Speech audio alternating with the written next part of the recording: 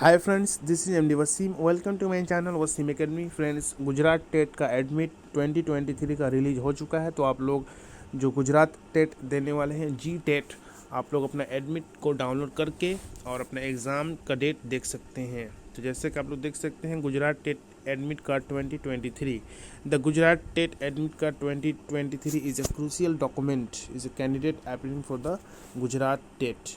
तो ये 16 अप्रैल को ये शेड्यूल रखा गया है एग्ज़ाम का, और सेकेंड जो है 23 अप्रैल का। ओके, गुजरात टेट का फर्स्ट टेट यानी पेपर 1 16 अप्रैल को और सेकेंड 23 अप्रैल को ये एग्जामिनेशंस होने वाले हैं पूरे गुजरात स्टेट में। तो आप लोग उसका एडमिट को डाउनलोड कर सकते हैं ईजिली, और ये पूरा उसका ऑर्गेनाइजेशंस दिया हुआ है। आप लोग एग्ज़ाम का डेट याद रखिएगा, 16 से लेके 16 और 23 अप्रैल को। एक छोटा सा इन्फॉर्मेशन था अबाउट द गुजरात टेट। मिलते हैं नेक्स्ट वीडियो में। Thank you friends, thanks.